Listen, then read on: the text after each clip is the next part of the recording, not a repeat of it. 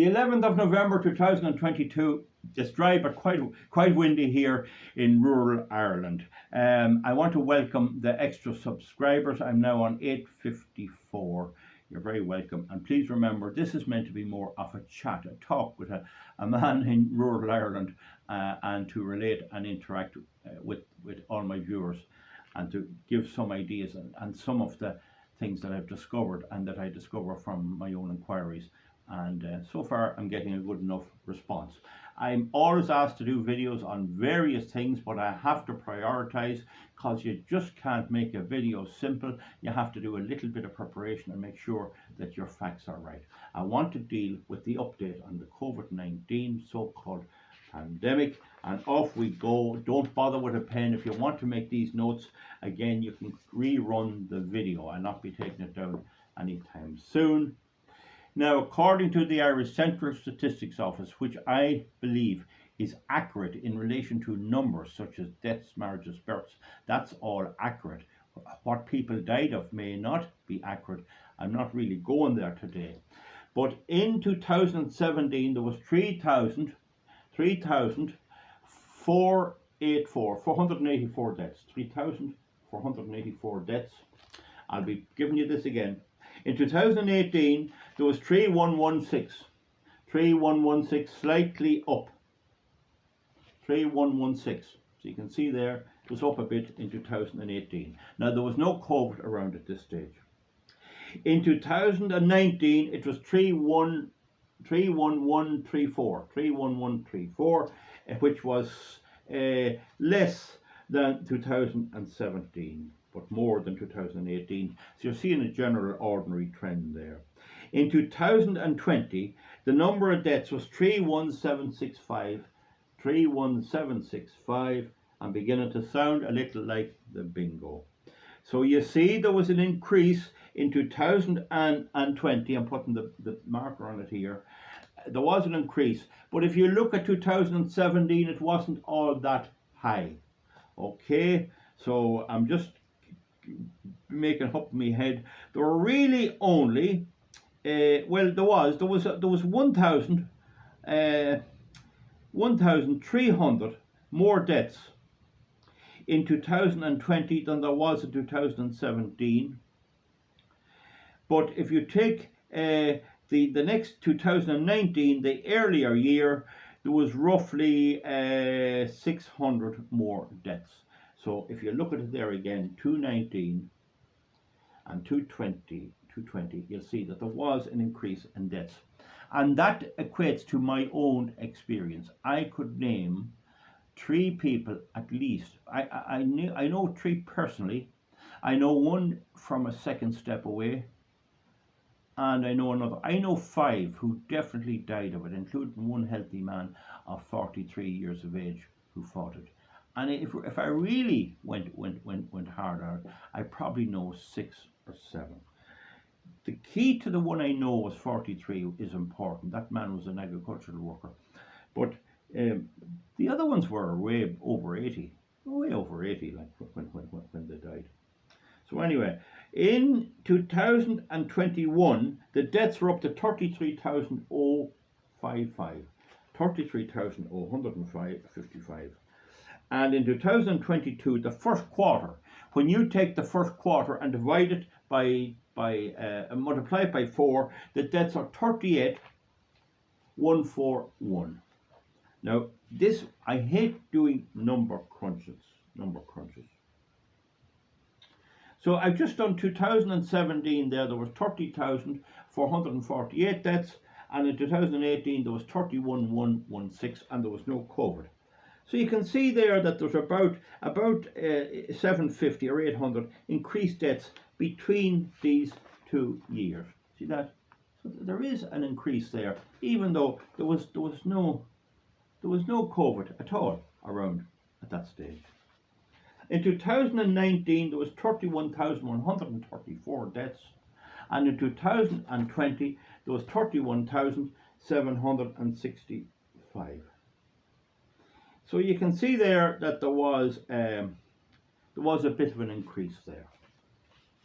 In 2022, in the first quarter, there was 9535. 9535. That's this year. And if you multiply that by 4, you get 38,140 deaths. That is a massive increase if that works out. Now, bear in mind, please, there's only the first quarter statistics available at the minute. That's no fault of anyone. It takes a little time. But it's very strange. Now, if you take the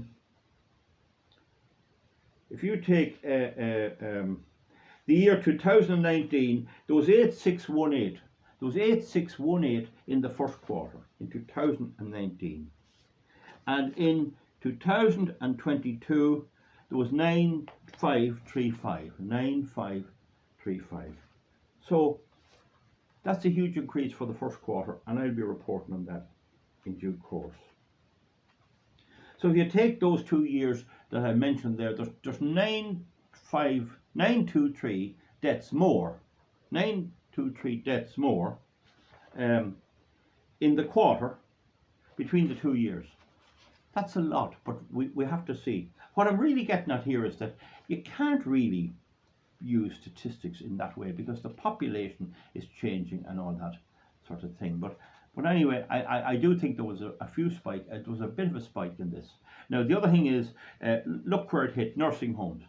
They crammed people into nursing homes. I personally know people who were in nursing homes, had paid their way, had saved all their lives, had provided for the future within the nursing homes, and there were no reason they should have got COVID, none at all, except the government, the Irish government, crammed in people who were infected in on top of them.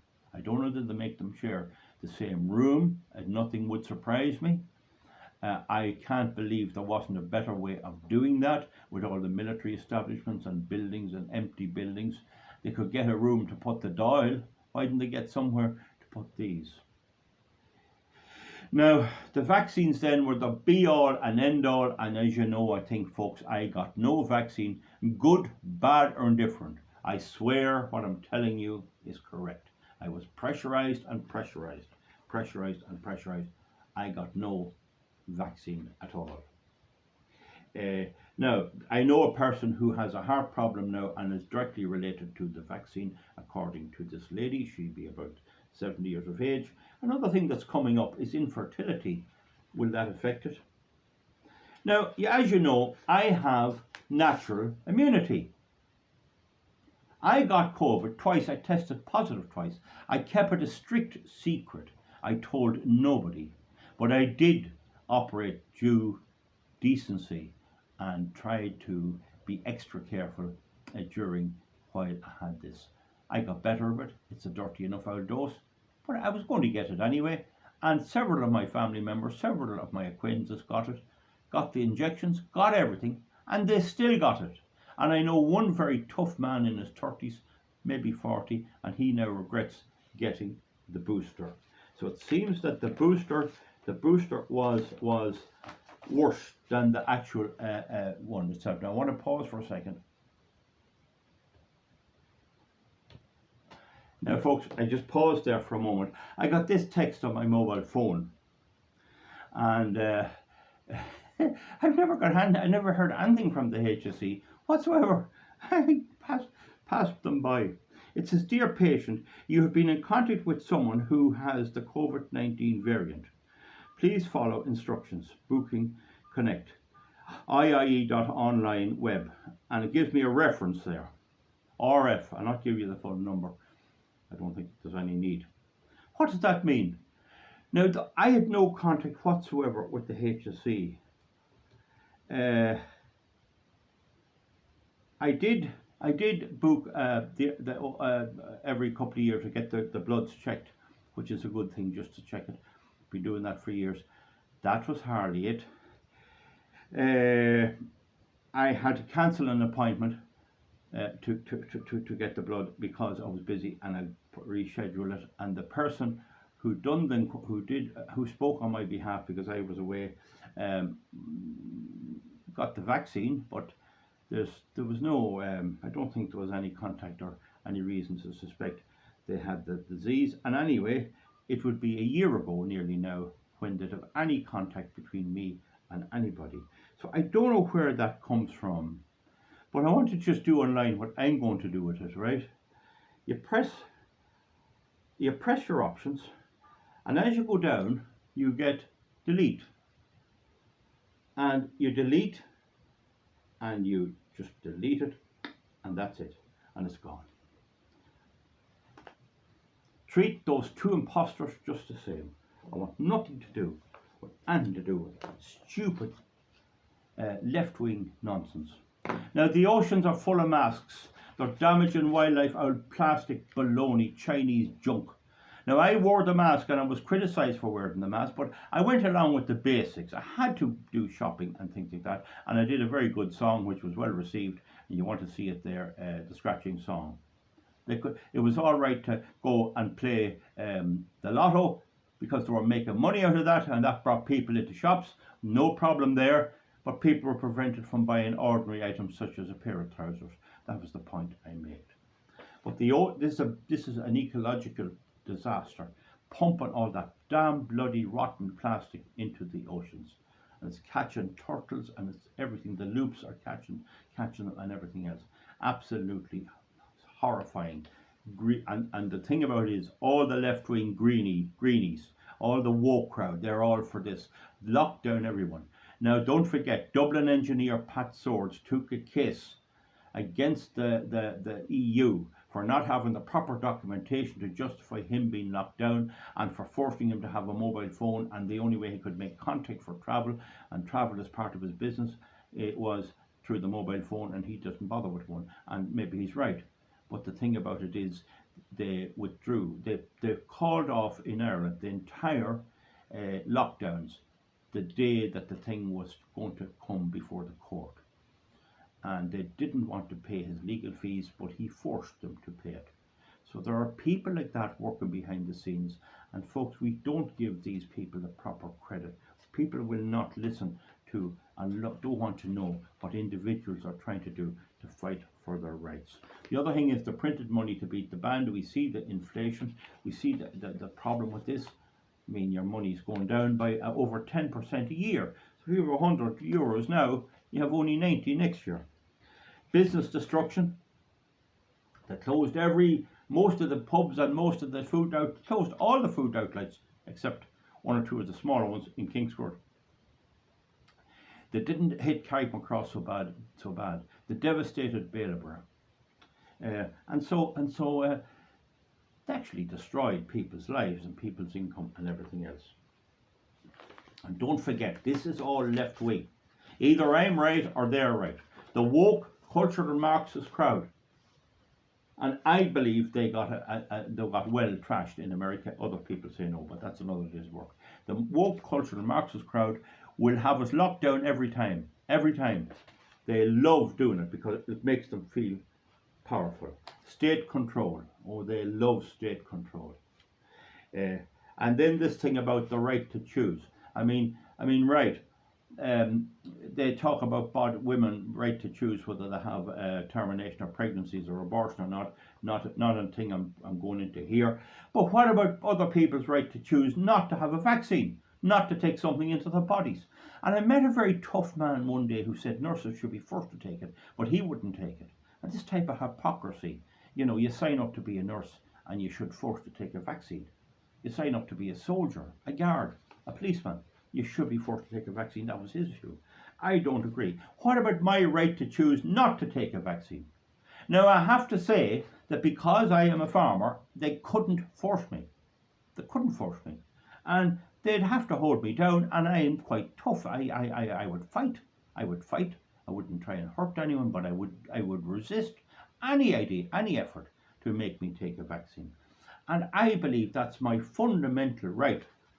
And any constitution that changes that is not right. Now, that's a different thing. Long ago, where there was unbelievable TB, tuberculosis, and consumption, as they call it, it wiped out families all over the place. And when I go into the house, it caused severe problems. And there are isolated cases. If I were to contract some rare disease from a bird that lit on something or some type of thing, I mean, that was contagious, I would accept the need to take special measures. But this was not such a thing. Sweden didn't do any lockdown. Several countries had no lockdown. And look at the Ukrainians pouring into Ireland at the government's behest. None of them are vaccinated at all.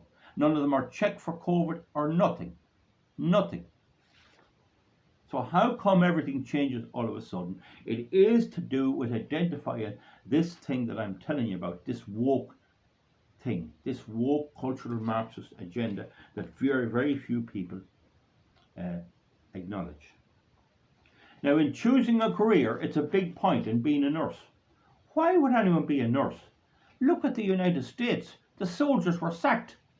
The soldiers were sacked. They didn't sack the soldiers in Ukraine. They're giving them arms and money, but the soldiers were sacked for not taking the booster. Tough people who simply didn't want to take this into their body, this junk into their body. And the Gardaí were politicised. Gardaí had to go out and arrest fathers and sons fishing at lakes. Fishing at lakes. Locking up kids to save their granny. Do I really deserve, if I live along another while, to have my grandchildren and great-grandchildren and all the youngsters locked up to save me? When did we ever do that? When did we ever do that? There was a man died only less than a mile from where I am here at 83 years of age of the flu in 1936, and I always heard the old people talking about him, but no one ever said he died of the flu, yet he's officially recorded as one of the 6 people who died in 2 days in this county. Yet nobody knew he died of the flu. There was a great flu in 1918. There was a bit of a rush down. So the thing about it is, what exactly is it? Well, clearly, if viruses that hit humanity would wipe everybody out, we would not be here. The reason that all the species that exist today are here is that we overcome all these viruses. Yes, there are natural horrors that exist in nature. For example, an awful lot of wildlife is infected with vermin, and particularly wild deer. Wild deer have a lot of the diseases that cattle have, such as lungworm, fluke, and all of that. And they can be very bad, and I know that from people who shot wild deer. Not them all, but some do. And wildlife are plagued with it. And indeed, in some of the studies of people, ancient people, like the Iceman in northern Italy, and some of those places, they were found to suffer from terrible toothaches and other diseases such as Lyme's disease, which we have a good deal advancement of dealing with now. And a Native American man in Dakota in America told me that one of the great things the white man did bring was medicine. He said it was great that they not celebrated, but they had no medicine at all. But the white man did bring it. So medicine is good, and there has to be a certain amount of government intervention in it. But this was a total overreaction. Even if it was a bit dangerous in the beginning, I had no problem with the first 6 months. It seems very much what these viruses do is they take over, they'll kill a good few vulnerable people, the rest of people get sick and they're sick and they're sick, they get better, they develop natural immunity, they go on and they have children, and it's on to something else. And there'll always be some type of a virus or a bacterium infecting people as long as there are people, and infecting other species in addition. We only have to look at the sad situation of the rabbit population in my area here. I'd love to see rabbits because they're great for the ecosystem. And no, there's a few, but they're kept down to very minute numbers because myxomatosis keeps coming back, and it's a virus infection. I did a video on that. So the thing about it is, folks, I had this back to front. I was faced with a problem how to deal with this. I went along with some of it. Most of us did. It was an overreaction by the government, and they were forced eventually to pull back. Even China in the last week has been forced to pull back on this. It's run through the population. No one was able to stop it running through the population. That's how they work. And all right, if people are volunteered a vaccine, no problem. And who made all the money? Moderna and Pfizer and all these. They made nothing out of me. My answer, in the circumstances, if it comes again, is I have one word that covers what I feel, and I do not think I'm irresponsible in this. And that word is no. That is a very important word. No way. It was a total overreaction. It should not have happened. And I'd like to see an inquiry into what happened to people in the nursing homes. Because I know up in Navan, in Newbury nursing home, it ran through it. It wiped it out. But I know they brought people in there already infected, bringing infected people into an old people's home where they had paid their way, and it had devastating consequences. I call for a public inquiry into who authorised that. Folks, that's my COVID update. You see the statistics. You see the statistics there. You get them on the Central Statistics Office website. I hope you're able to. I hope you're able to follow them. The main point is, I think if I can find it here, I'll not stop it because I might be putting up something out. The main point is that the deaths in Ireland, in the Republic, for 2017 were 30,484, 2018 31,116, 2019 31,134, 2020 31,786, and that's up there, as you can see, that's up about 600. And that was the key year. 2021, it shot up to 33,055. That's 2021, and it looks very much like that is definitely an increase due to COVID. And the preliminary statistics for 2022 are 38,000, but we won't know for till about a year nearly now, or 9 months, what actually that is. There are trends in that way. The population is increasing, the birth rate appears to be increasing, and therefore we're over 5 million people, and that has to be taken into account. All told, it was an overreaction, and we need some measures in place to stop it happening again. I think it is so sad that in parts of the world, in particularly the home of the brave and the land of the free in the United States, that military people, tough people, medical people were forced to quit their jobs and give up their pension and everything over this, because of those, because of the government there and their AOC Cortez and the woke crowd and all this. Beto O'Rourke got him beaten badly in America, no bloody loss, and another jackass called Maloney, who would have an Irish background, for going up there for the House, he got beaten as well, and not half enough of them get beaten. So folks, that's it. See you back. Thumbs up and thumbs down, and bye. Okay.